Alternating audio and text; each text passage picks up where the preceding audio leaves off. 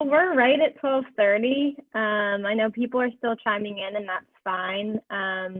Go ahead, and as you're, coming in, just keep yourself on mute. You can turn on your video if you would like. It's always fun to see plenty of faces. I know it's virtual, but it's helpful to see people. And we are going to take some questions at the end. So if you would like to ask a question to any of our speakers, go ahead and put them in the chat box, and we will look at those near the end. We'll have about 15 minutes to address those. But I just want to go ahead and welcome you guys to this event. My name is Serra. I am program and co-chair for PRSA Pittsburgh. I'll just be opening and closing this event and making sure that everything runs smoothly. We are very excited. This event has kind of been on tab for our group, and we're excited to finally execute it on a virtual platform and having a partnership with Women's Press Club as we continue to see how our two industries evolve and are overlapping, especially in current times. We think it's really important to bring Pittsburgh's PR professionals and journalists together that much more for collaboration and partnership and so forth.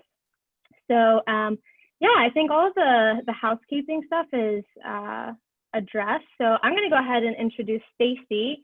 She is the president of Women's Press Club and web content manager for PRSA Pittsburgh. She's going to be talking a little bit about the club and introducing today's speakers. So without further ado, I will go ahead and turn it over to you, Stacey. Thanks, Jessie. As Jessie said, I'm Stacey Federoff. And just wanted to let everyone know that the Women's Press Club of Pittsburgh accepts all types of communicators of all genders, and we host events like this one all throughout the year, especially partnering with other press organizations and other professional organizations, where we can all collaborate. So I'm really grateful that the Women's Press Club can work with the PRSA on this event today. I want to encourage you to visit our website and check out the Women's Press Club, WPCPGH.org,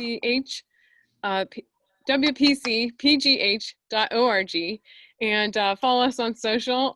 Twitter is at WPCPGH, and Facebook, the Women's Press Club of Pittsburgh. And after the event today, we'll be sending out a link, and you can sign up for our mailing list if you're interested in learning more about the events we do all throughout the year. Next year, 2021, the Women's Press Club will be celebrating its 125th anniversary since it was founded in 1891. And we'd love to have more ideas when we're planning how we'll celebrate.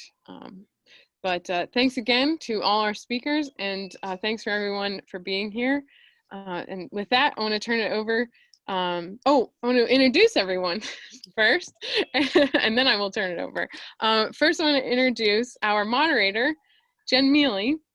Jennifer has spent nearly 2 decades in Pittsburgh television, first as a reporter for WTAE, and now host of the Catholic Accent television show on WTAE. She's also the Chief Communications Officer for the Diocese of Greensburg and owner of Miele Enterprises, a crisis communications and advertising firm. She also owns Billboards on Wheels, a transit advertising firm serving the US and Canada. Welcome, Jennifer. Thank you so much. For our panelists, first we have Nicole Schuman. Nicole is a freelance writer and reporter at PRNEWS. Prior to her current role, she worked with AOL, now known as Oath, About.com, now known as Dotdash, and Kaplan Test Prep.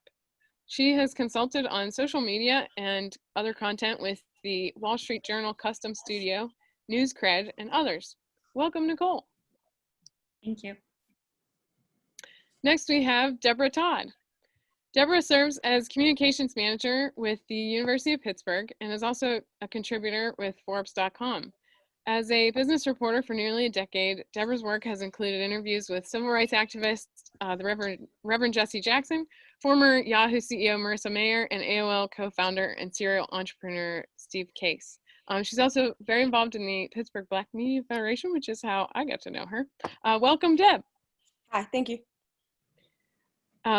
We also have Michael Machosky.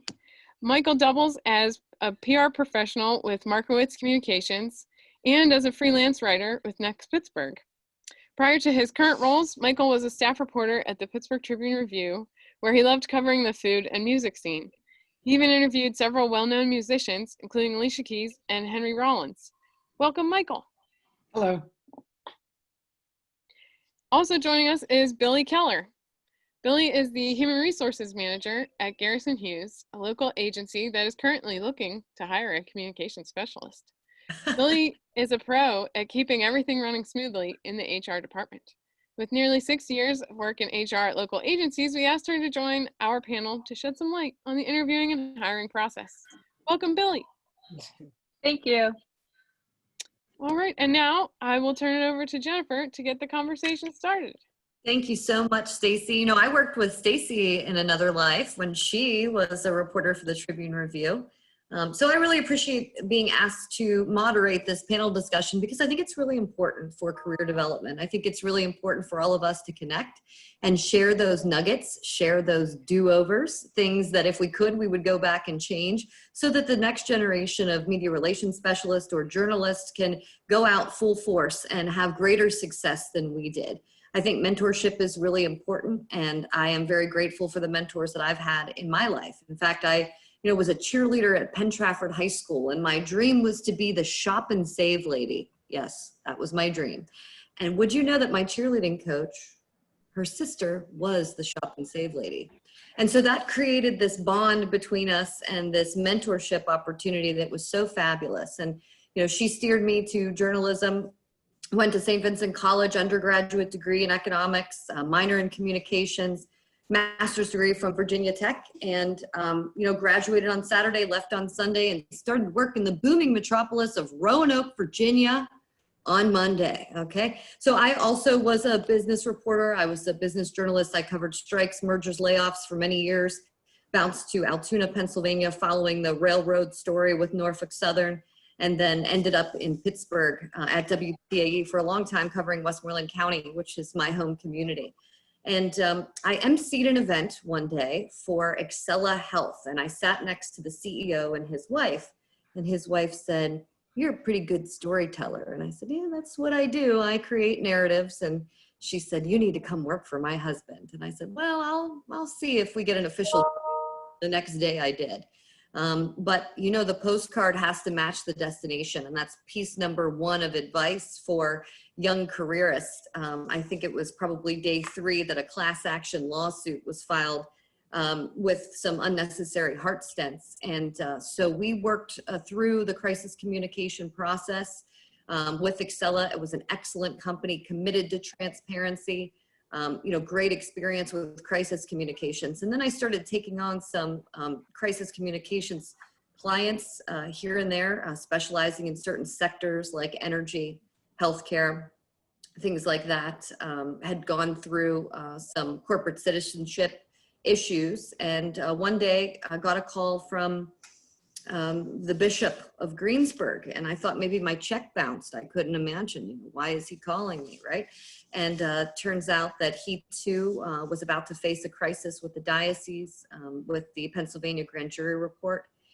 So been at the Diocese of Greensburg for 2 years, now running communications, evangelization, moved out of crisis mode, more toward project development. As I said, we have a television show, a newspaper, a magazine, an online news site, and a fantastic staff, many of whom are on today. And I want to thank them for joining because they are fabulous teammates.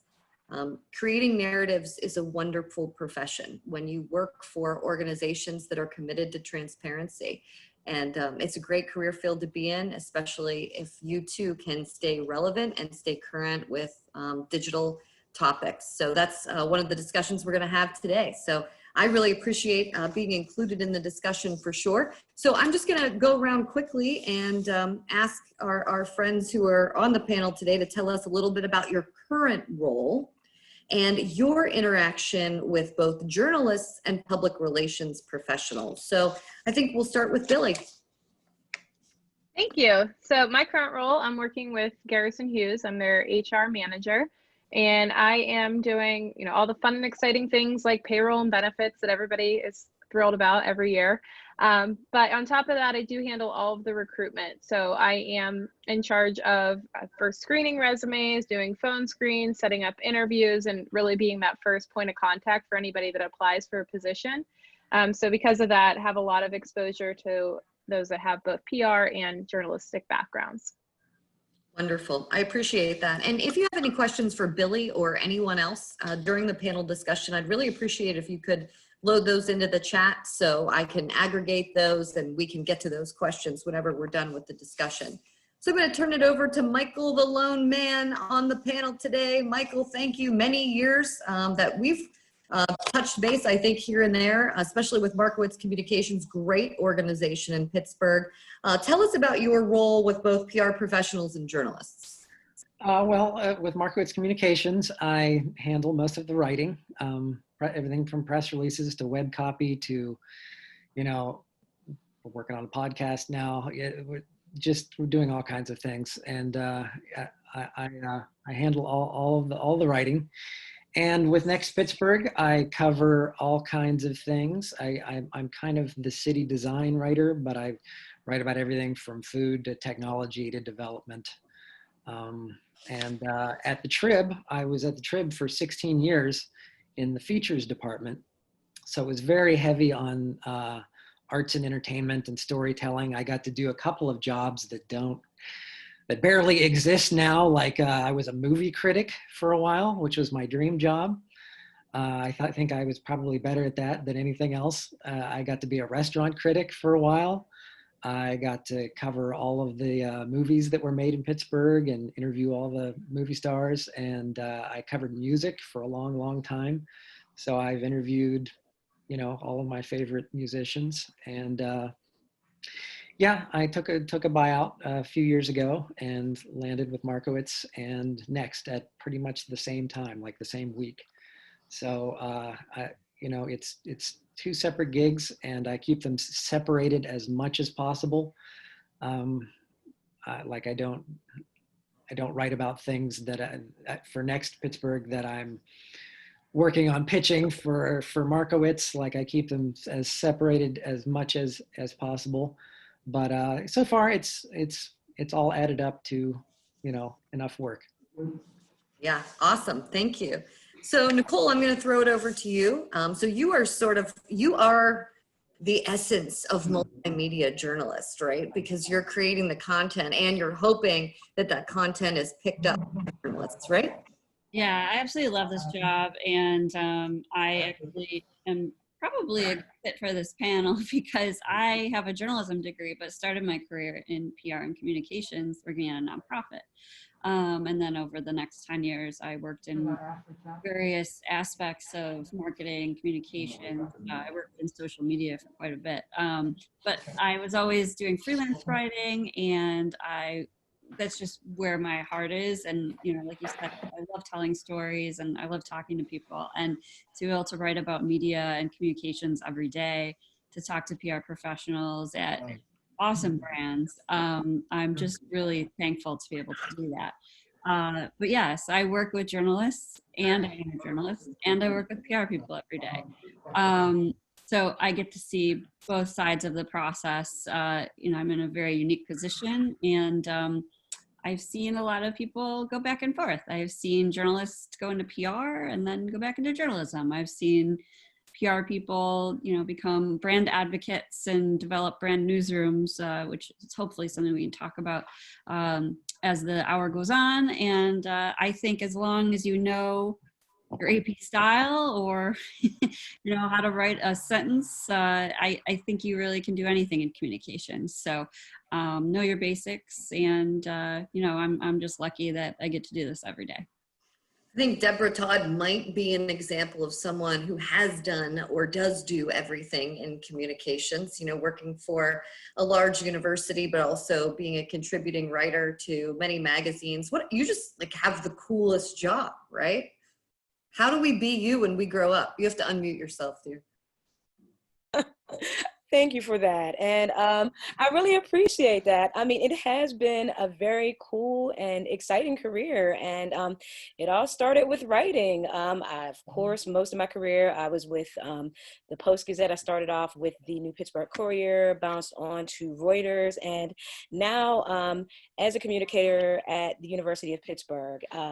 It's really interesting because I get to stay in contact with a lot of the people that I work with in journalism. I get to pitch them some of the great research coming out of the university, and I get to write about a scope of things that I never thought I'd get possible. I write about black holes, I write about the universe, I write about a bunch of different new medical advancements. So I really enjoy that. And like Michael, as you said, I freelance as well. So you have to really be careful about creating that balance, because as a PR professional, I would love to get a hit for some of the people who I promote at Pitt, but at the same time, it's completely inappropriate for me to give them that hit in my story. So I'm completely careful about separating things I do at Pitt with things I do as a freelance writer and reporter. And I also, thankfully enough, managed to keep a lot of connections to reporters, and that helps with my PR job. So it sure does. It sure does. That's so important. I think,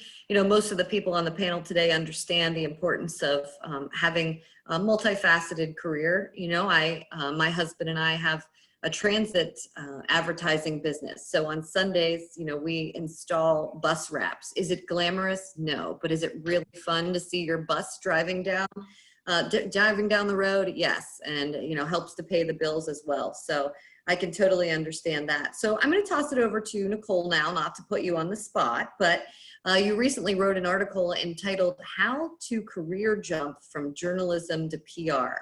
And of course, you're a national journalist now for PRNEWS. What are you seeing with PR journalism overlap? And what's your advice for careerists who are saying, okay, I'm ready to make the jump? Yeah, it's definitely been interesting. As I was saying, I know people have jumped on both sides, and times are hard right now. The media is in a squeeze, even though we need news more than ever now. And I'm sure you've seen it in your city as well, a lot of downsizing for legacy publications and, even in TV, radio, traditional media sources. So a lot of journalists are looking at, okay, maybe I want more of a stable 9-to-5. Although when you work in PR, if you work in crisis, if you work on social, it's never a 9-to-5.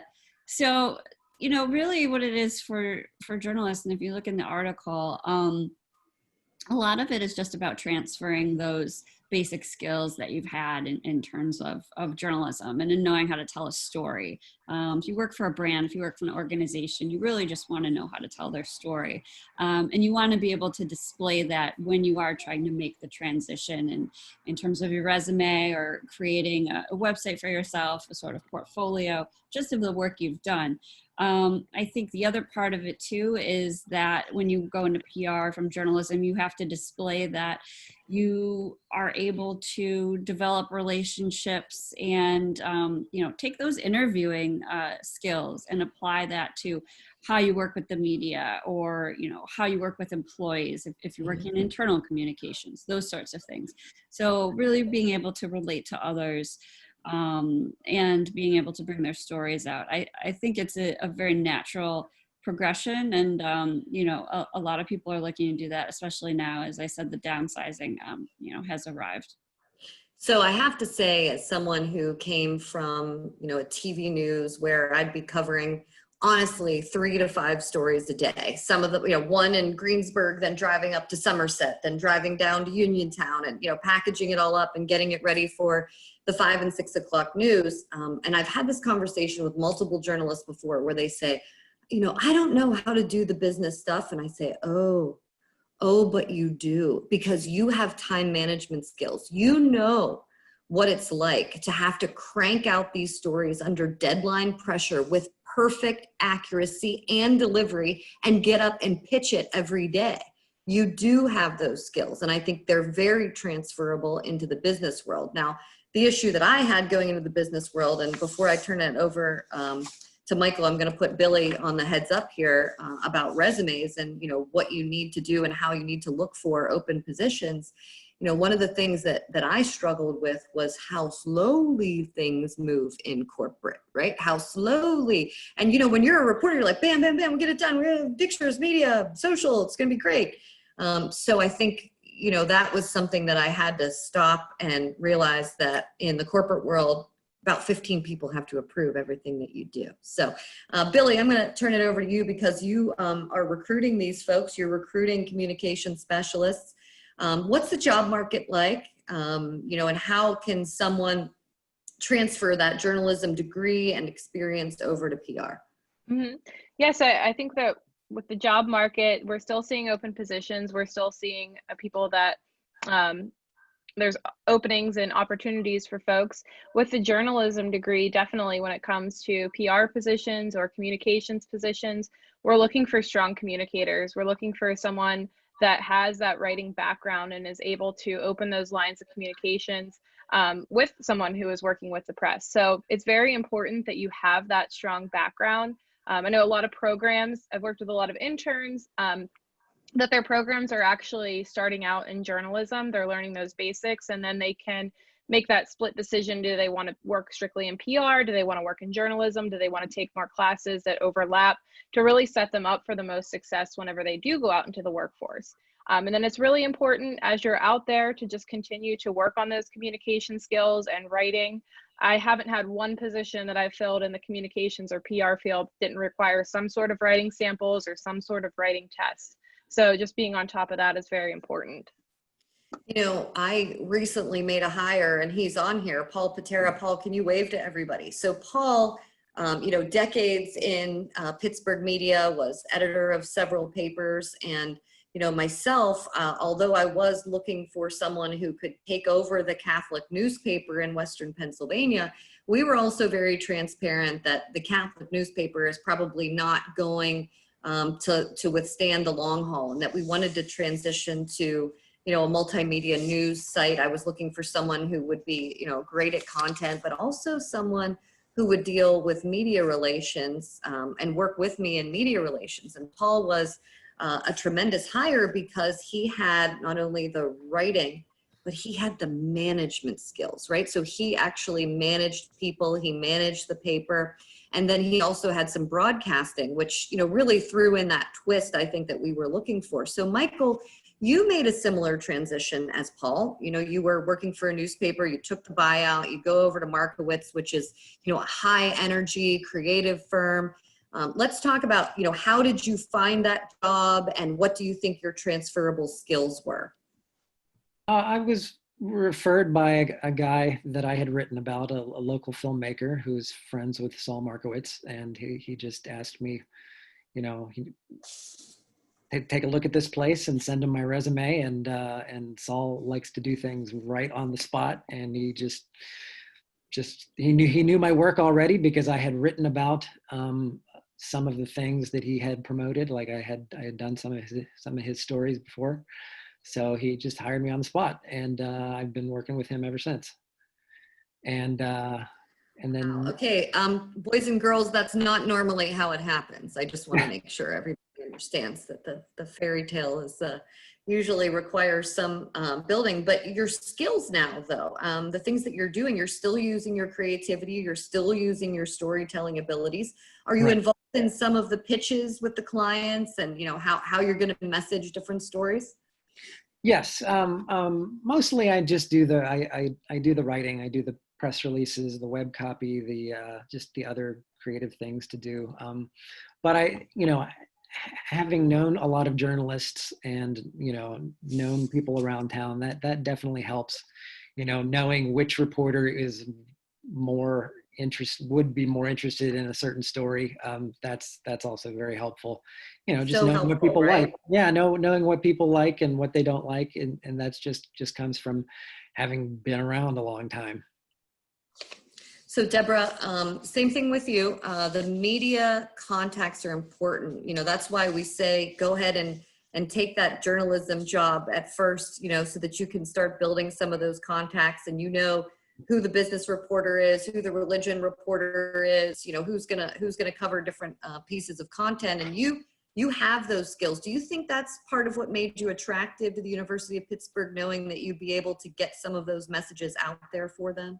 Yeah, absolutely. I know for sure that they were excited about the fact that I had worked for a news wire, because if I can get something placed in a wire, it has a potential to hit internationally. And I know that they were excited that I knew the Pittsburgh market extremely well. So those things have definitely benefited. But one thing I want to mention that absolutely helps is knowing the process, knowing at what point a reporter is going to be working on.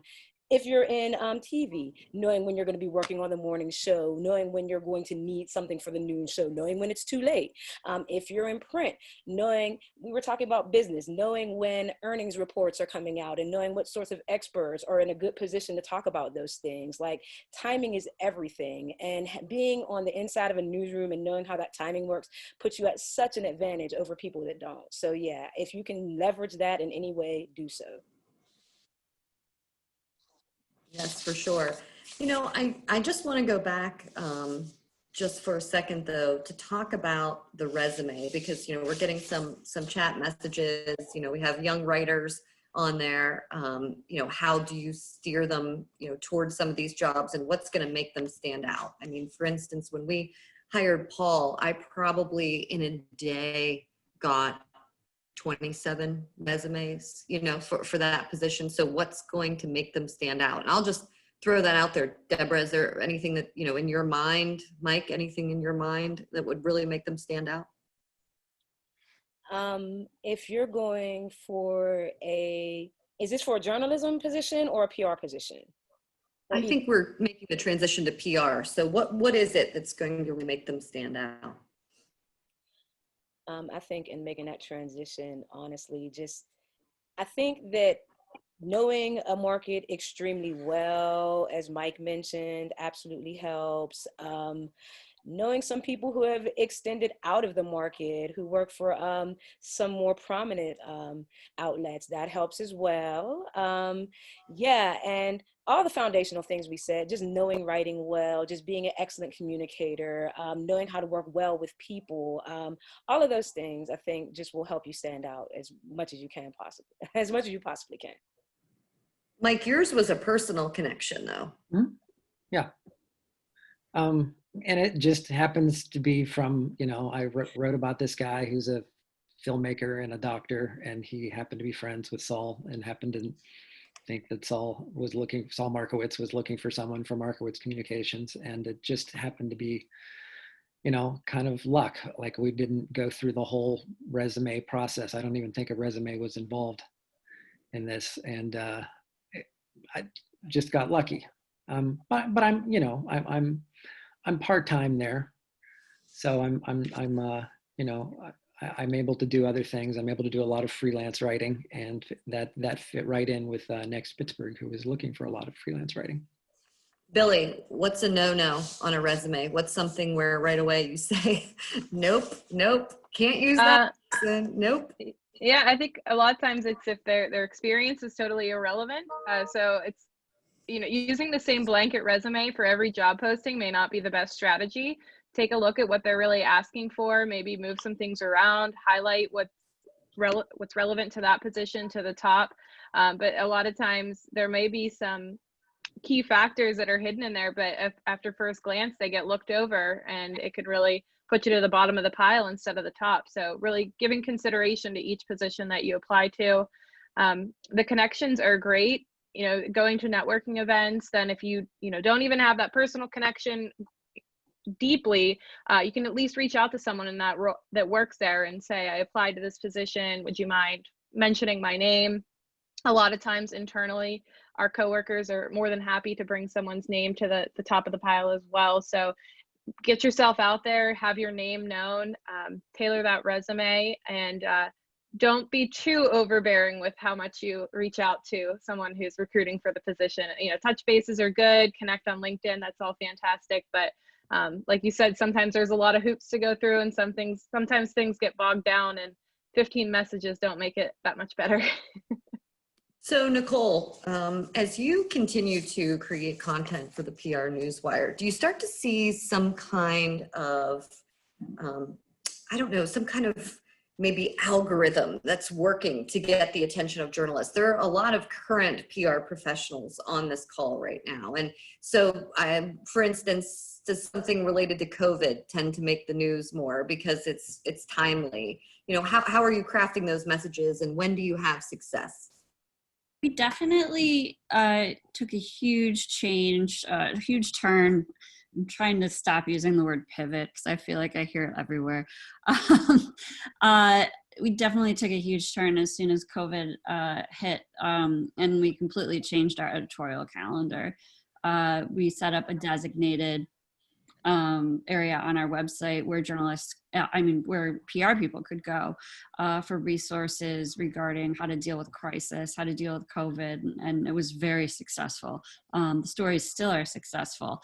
It's been a crazy year. We also have definitely changed our editorial plans to include more articles on diversity, how agencies and brands are injecting that into their overall strategy plan and to get more employees in the field. But in terms of algorithm and things like that, one of the things I do every morning when I am trying to come up with ideas, we do a daily update, kind of a story that might take PR takeaways away from something going on in the news. The first thing I do every day is I go to Google Trends.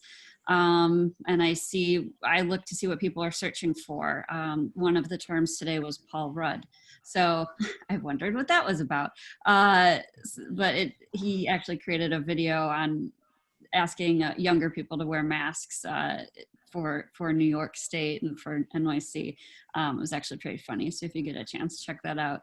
But it's good to look at the trends to kind of see what people are talking about in relation to, what it might have to deal with the communications world. I do that. I look at what's trending on Twitter every day in the morning, and we tend to keep an eye on things every day as stuff's going on throughout the day, because it just seems like the news cycle really never stops this year. Yeah, no, I'm sure. Yeah. One of the things that I wanted to mention too for the PR professionals that are here that are really trying to get those stories covered. Number one, first and foremost, just like going out to get a job, is the relationship that you have with the press. Who is that point person with the press? What relationship do they have with them? Can they call them? Can they trust them? Can they make a pitch? And can they somehow work together to get that covered? But the second thing that I think is even just as important is the regionalization or localization. Just recently at the diocese, we had 300 couples celebrating their 50th wedding anniversary. I have 9 newspapers in our media market, right, Paul? 9 newspapers, right? So we're talking about everything from Latrobe Bulletin, Greensburg, Pittsburgh Post-Gazette, Tribune Review. We have the Leader Times, the Indiana Gazette. It goes on and on and on. So we created stories that were regionally specific, husbands and wives who had been married for 50 years from each of those communities, because the Indiana Gazette isn't going to come down and cover something in Greensburg. That's not going to happen. So I really think that localization is important. So I'll ask our folks on the panel, throw it out to anyone really who is still a reporter, but also a PR person working with journalists. What nugget can you give the PR professionals for making sure that their headlines get out there? Because we've made the transition and we know what is appealing or not. So we have relationships, we have the regionalization or localization of the story. Is there anything else that you would recommend, Deborah or Michael? Honestly, a lot of times, and we've probably said this already, it just really matters most who you're pitching to and what their interests are and what they're working on at the time. You could be pitching to your education reporter a solid education story, but if they just wrote something about it a couple of weeks ago, they're not going to cover it. So just having an understanding of timing is always everything. I always say, don't put out your press release at 4 o'clock on Friday. Maybe go ahead and put out your press release at 4 o'clock on Friday. It all depends on what the timing is and how hungry the media is for a story, right? That is absolutely the case. Absolutely. Timing is everything. Like you said, those personal relationships are everything, and just being as relevant and as current as possible. Also, just don't try to recycle things that you've already put out there. I mean, if there is a relevant news hook, great, but otherwise know when it's relevant and not. That helps as well. Yes, absolutely. Michael, are you doing any media pitching, or I'm sure Markowitz is in general? Yes, I don't generally do it unless I have a personal relationship with a reporter. But yeah, we have somebody else who mostly handles that. Yeah. I just kind of craft the press materials and try to make them as interesting and eye-catching as possible.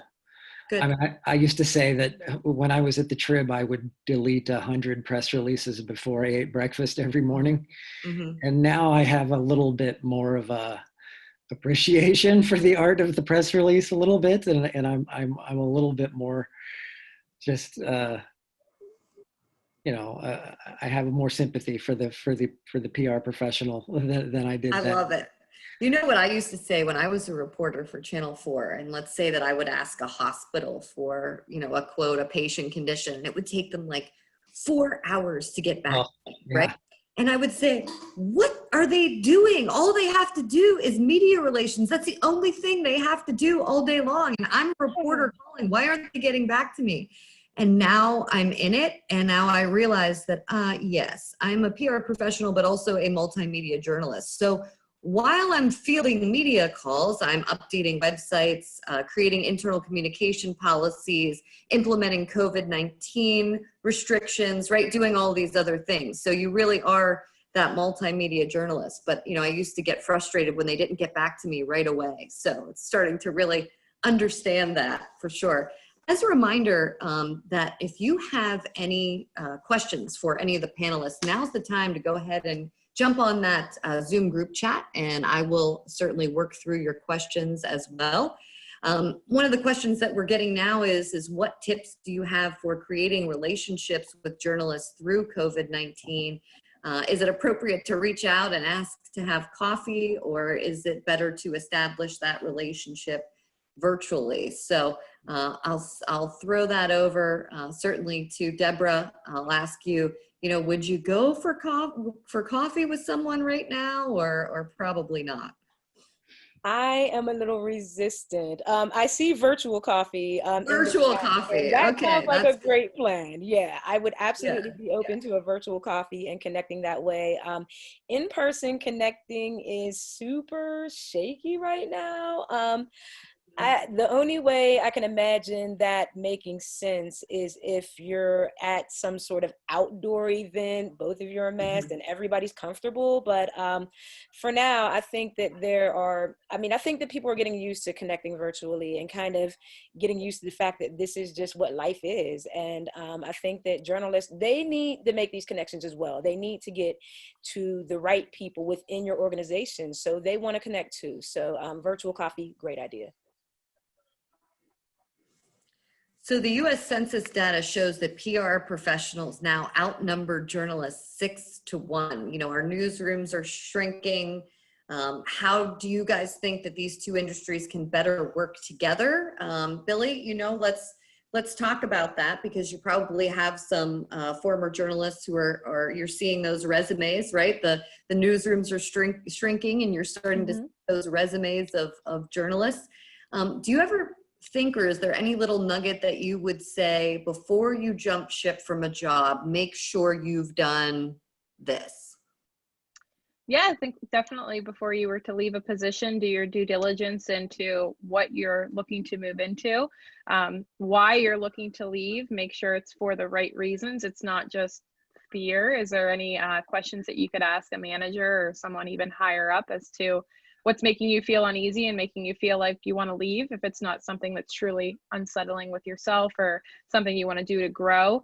So keeping those lines of communication open before you just jump into something that you're not really sure about. Yeah, I think what's really important too is the first job is necessary because you need experience, but the second job should be the one that gives you the opportunities to grow, right? Mhm. You know, we've all had mentors who have helped us along. You know, I've had executive mentors who have helped me with having difficult conversations, making sure that giving people the opportunity, growing the bench strength so that if I do get hit by one of the buses that my advertising is on, that someone will be able to do my job, you know, making sure that all of those things are important. Growth is a really big opportunity. So Nicole, why do you stay? Do you have growth opportunities? Are there things out there that the organization is giving you the opportunity to learn and grow at? We've had a rough couple months. I'm going to be honest with you. I'm going to be transparent. We unfortunately, a lot of our revenue comes from live events, and unfortunately, we haven't been able to do that this year. We've switched a lot to virtual, and many agencies and brands just don't have the resources right now to send people to events overall. So we're doing okay, but we did lose about probably a third of our staff this year across our publications, which was tough. So we're taking on more than we have before. So you are growing in one way. You're growing because you're doing more, right? Yeah, I think that's the big thing that's come out of this. I'm doing more writing than I ever have before, more coverage of different things than I ever have before. And I think if anything that comes from this, it's, you know, we're really learning how to handle, you know, doing multitasking, doing different things. And also, you know, just trying to deal with the stress that comes with everything. And I think if we can get through this year, we'll be able to get through anything in our careers. So, you know, trying to stay in the positive when looking at that. A really good question from Deborah Smith asking what your opinion is on if a journalist works for a nonprofit versus a for-profit company and then tries to get back into the journalism field.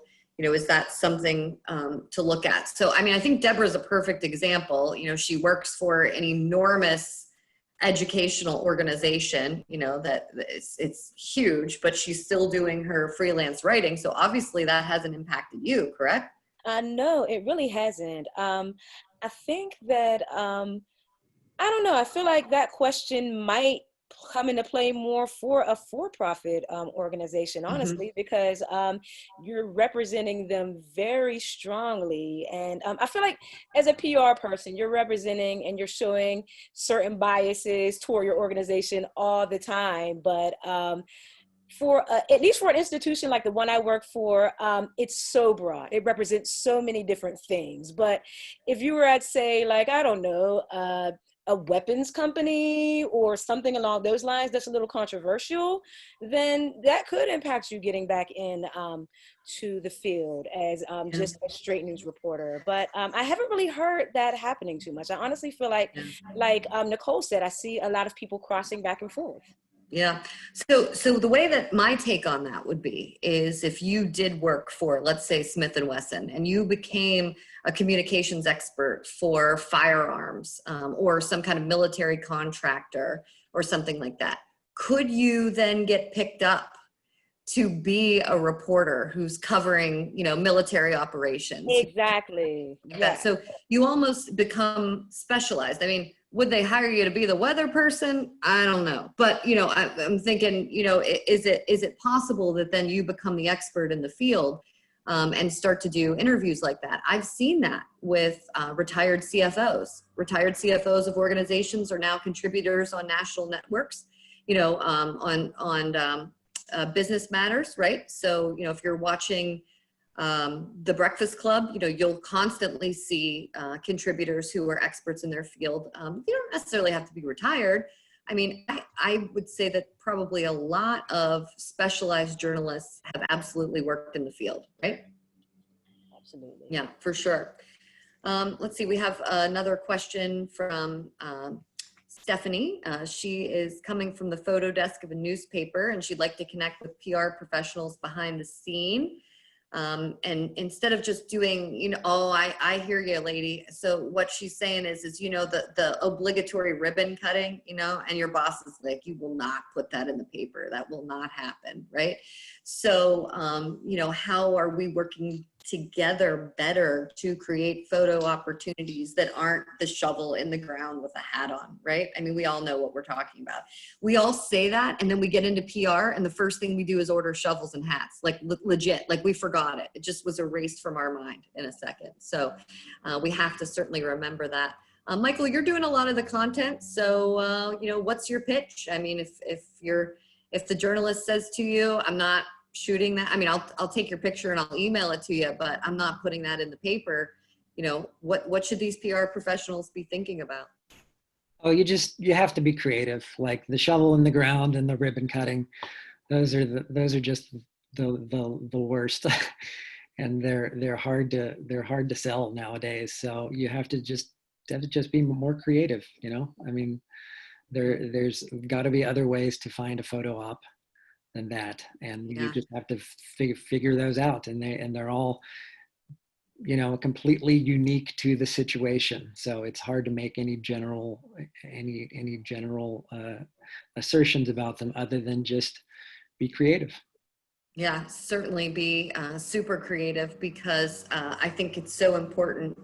When you aggregate between social and digital media and the reach that these local papers and local TV stations have, and it has nothing to do with the print or broadcast product, it's everything else. Their reach can sometimes, you know, reach 50% of the market within 24 hours of a social media post. So you have one opportunity to get the visual with it. You have one opportunity. So really brainstorming and taking the time to do that, I think, is very important for sure. Someone else is writing in, Taylor is writing in. She's a PR communications professional with a writing and journalism background. Been a while since writing journalism, but would love to freelance locally. Advice for breaking into the freelance scene. Awesome question. Awesome question. Billie, I'm going to ask you, do you do any recruiting for freelance, or, you know, what's your recommendation for how to look for a job like that? Yeah, freelance a lot of times it's just connections. We don't really advertise or do job postings for freelance. It's word of mouth. It's having those relationships with coworkers and knowing whenever projects are getting to be a little bit too heavy for the current staff and being able to offload that. I'd also reach out if you have some things in your portfolio, pass those along to, you know, whatever department you're looking to get involved with. So if that's, you know, the creative department, a PR department, send those portfolios out and just get your name in their inbox so that they have it the next time they do have something that they need a freelancer for. Deborah, you're you know, you're doing freelance for a lot right now. How'd you land those gigs? Same thing as Billie said, personal connections. A lot of people that I've worked with in the past just reached out when they got to different organizations and said, hey, I've got this project going on. Are you free? And I usually make the time. And but there are also ways that you can facilitate those relationships. If anybody on this call isn't a part of Women's Press Club, join Women's Press Club, join PRSA, join these organizations where you can connect with these people who can be that in to become a freelancer. I highly recommend it. It's worked for me. Nicole, are you guys using any freelancers now? We actually, we used to use more freelancers, but now we accept quite a bit of contributed articles from PR professionals. So if you have anything that you're interested in writing about in terms of the PR realm, you know, we love to hear from people that are out there doing the work with creative campaigns that can teach our readers, you know, their fellow colleagues something else. So I can, well, if you guys want me, I can share my email in the chat if anyone's ever interested in writing for us. Yeah, for sure. I think that's great. Taylor, you know, my advice for freelance contributing is to look at the regular publications that are out there. You know, what is being delivered in the mail? What is being updated regularly that isn't mainstream? You know, something that's not already a newspaper, because all of those organizations are having to constantly crank out content, right? I mean, we can't, at the Catholic Accent, can't get enough freelance writers, right? Because every time we assign a story, oh, I'm busy on a weekend. And I'm like, what? It's $500, you're busy, right? So I sometimes I just don't understand, you know, that piece of it. But if you are a good writer and you are committed to quality work, I think that that's really important. I think it's so important to get multimedia journalists too. I mean, I think it's so infrequent that people are coming to the table just looking for you to write a story. I think they want you to take the picture and shoot a video clip with it and probably edit it and maybe even do an infographic with it. I hate to say it, but you know, you don't, you know, the expert at one thing is no longer, you know, king for us. It's the, you know, master of all trades, right? You know, we're looking at different pieces of that, and that's sometimes hard for those of us who have been in journalism and public relations for a while to realize that, yeah, we can't just, you know, crank out those press releases anymore. We have to be able to do a little bit of everything. So, you know, just something to keep in mind as you move forward. And I see a lot of, I see Suzanne English, who ran communications for a long time for St. Vincent College. I see, you know, a lot of Wendy Mackel ran communications for University of Pittsburgh at Greensburg, and now I believe is at, I think it's at Cal. I'm pretty sure at Cal. So, you know, these gals have been doing this for a while and have had to make these transitions. And, you know, I'm very impressed with the work that they've done to continue that transition. So Stacey, who also made the transition, is bringing up brand newsrooms. What are your thoughts on those? Have you seen more brands going this route? So I'll ask that, Nicole. I mean, you get an eye into many organizations, so you're seeing content probably pumped out from internal newsrooms. Is that right? Yeah, we've talked about this quite a bit this year and last year. There's some great examples of brands that are building their own newsrooms where, in fact, journalists are just going to the newsrooms now rather than, you know, even expecting to receive press releases in their email. You know, I think as Michael said, you know, you're deleting 100 press releases a day, you know, when you can go to Facebook's newsroom or Hilton's newsroom and see everything you need right there, including multimedia. And I think Stacey also asked about if they're staffed mostly by journalists. And the truth of the matter is yes. Hilton, their head of their brand newsroom, Lou Dubois, he worked at NBC News, NBC Universal forever. You know, some of the different places I'm thinking about, LinkedIn, you know, they hire a ton of former journalists. And they're doing a lot of, you know, storytelling and news writing and things that these organizations are really benefiting from. So if you're looking for some cool examples of brand newsrooms, Hilton's is great, Marriott, Spotify, National Geographic has an amazing newsroom. If you work in higher ed, Northeastern has an amazing brand newsroom, and also on the higher ed level, a lot of higher ed places are doing amazing things with brand newsrooms. So if that is something, you know, that you're looking to get more involved with, that is it's a great resource for journalists and media alike. Billy, we should be, you know, keeping an eye out for some of these positions then that are out there for brand newsrooms. I'm sorry, what was the question?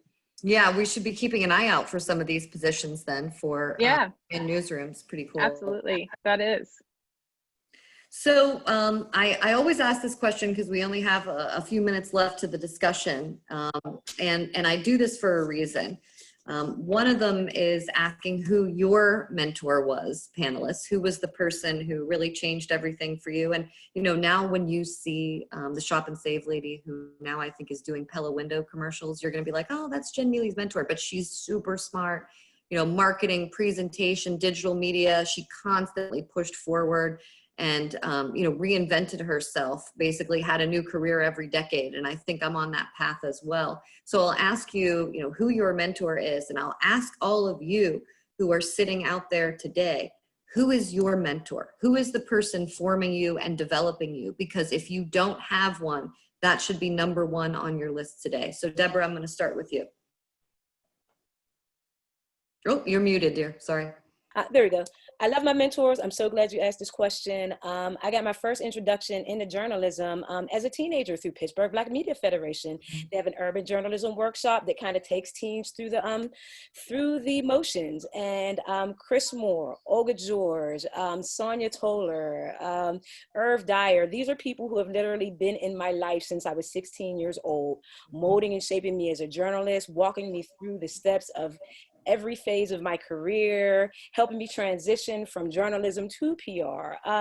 They have been a rock for me throughout my career and my life. And you're absolutely correct. Without them, I really don't know where I would be. And I would advise any of you to look for a network and look for people who can help you get through this. We all need that. Amen. I remember my first TV broadcast professor in high school. Imagine, he and I are still friends today because he put that camera on my shoulder and got me a job videotaping weddings. I videotaped 60 weddings in one summer. Okay. Yeah, I even went and got married, right?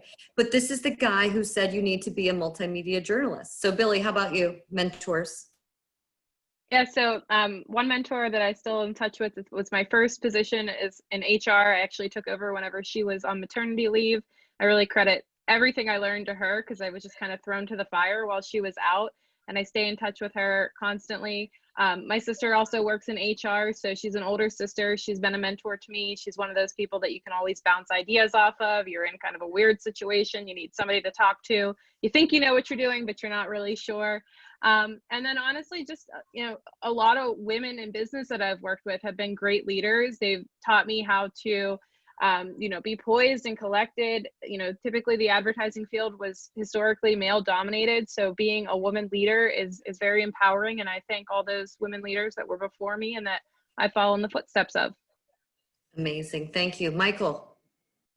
Well, I don't really have a mentor per se, but I would like to give a shout out to the features department of the Tribune Review. Like I first got my first job was writing, wasn't writing, it was doing concert listings and movie listings, typing out the movie show times for all of the movies.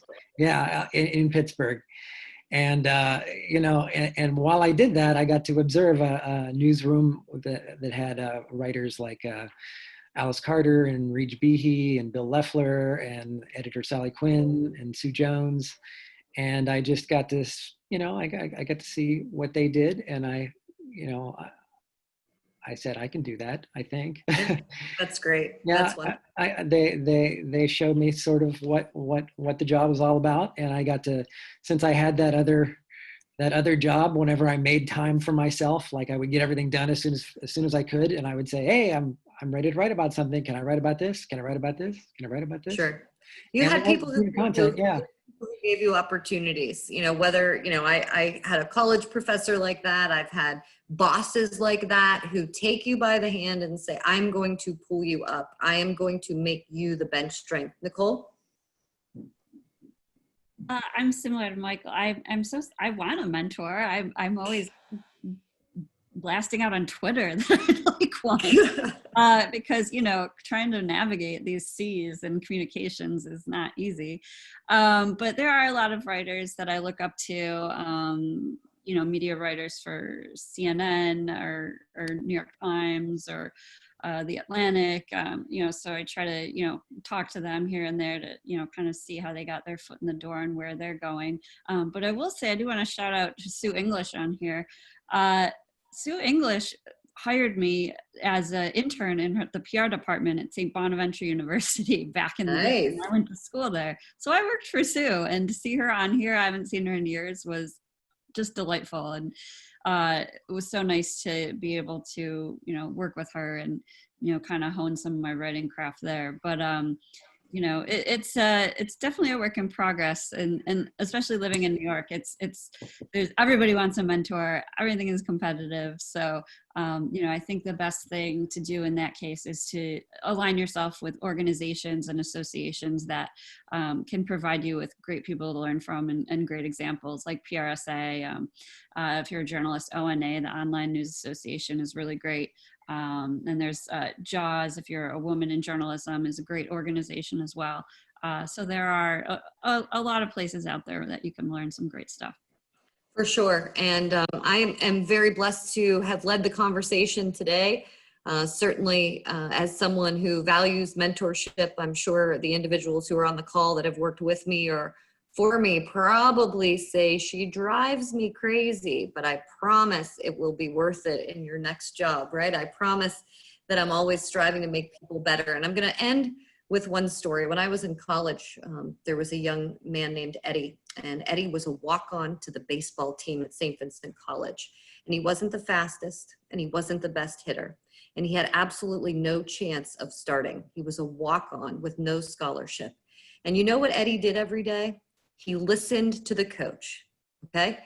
When the coach said run faster, he ran faster. When the coach said swing harder, he ran harder. When the coach said freeze on a line drive, you better believe that Eddie froze on a line drive. He didn't take it personally. He didn't cry about it. He didn't complain that he was being picked on. He didn't complain that someone was constantly on him. And by year 2, Eddie was the starter. And I just want you to keep that in mind as you move forward in your career. There are people out here, especially in this organization, who want to help you, who want to make you better. Take the advice. You can follow me on Twitter at Jennifer Miele, and my Facebook page is Jennifer Miele Journalist. Thanks, Stacey.